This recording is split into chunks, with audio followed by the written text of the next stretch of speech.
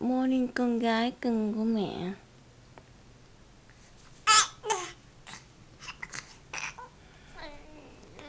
Trời ơi, Tháo với tay, Tháo chân hết trơn rồi. Sáng sớm đạp Tháo tùm lum hết rồi.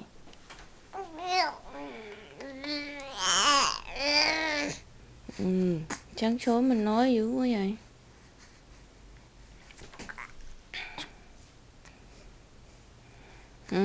Sáng sớm sao nói dữ vậy con?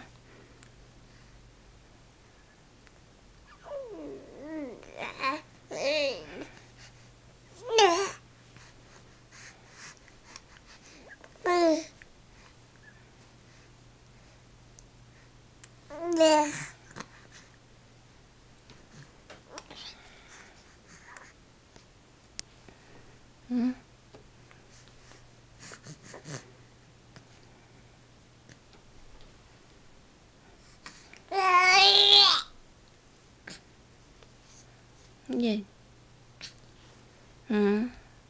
Vậy đúng giờ quá ha. Hôm qua ngủ trễ mà giờ bữa nay đầy dậy cũng đúng giờ quá ha.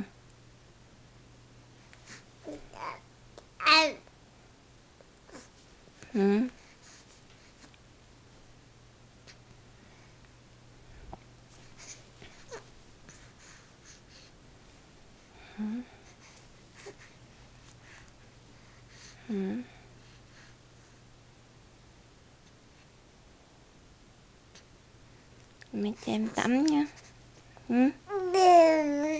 Em mặc đồ Christmas nè. Em mặc đồ Christmas á. Đẹp không? Có dớ đỏ nữa mà em bung ra hết rồi. Dớ đỏ mà bung ra hết rồi.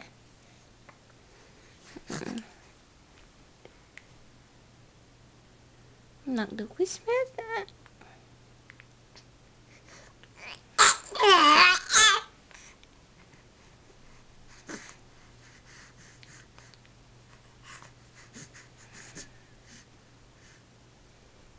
Sáng sớm dậy gọi mẹ nữa hả? Phải không?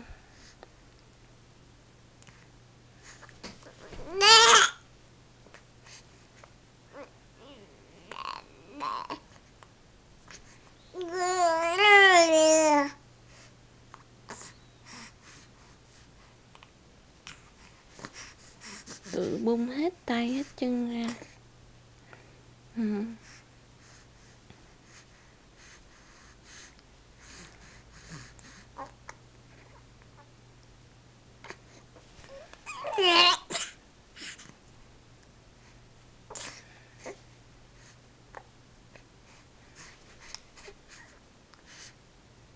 Con ngủ giấc đã rồi.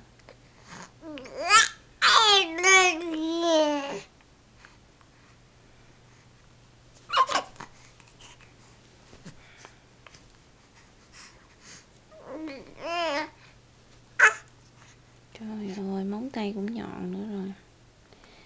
Trời ơi, ngủ giấc đã rồi hả? Bây giờ vui vẻ hả?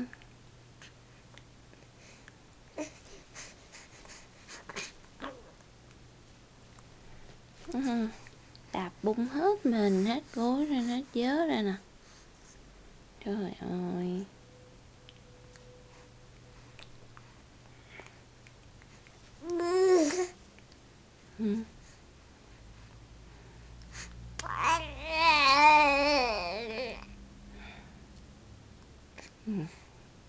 Sáng sớm là em nói vậy phải không? Đúng không?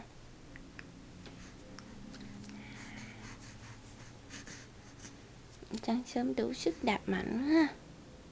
Thôi mẹ cho em đi tắm nha. Đi tắm nha.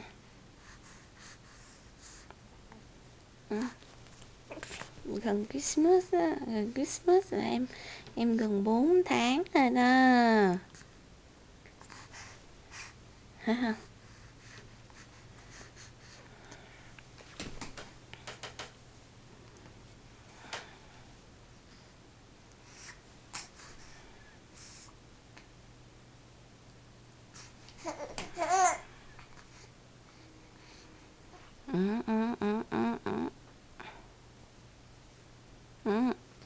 cào mặt á.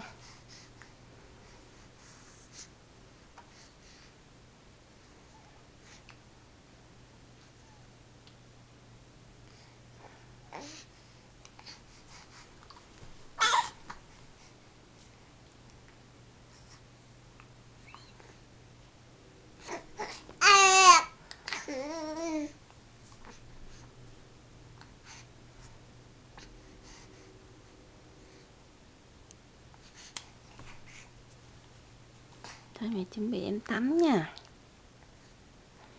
Cái tật cắn tài mút tài nữa.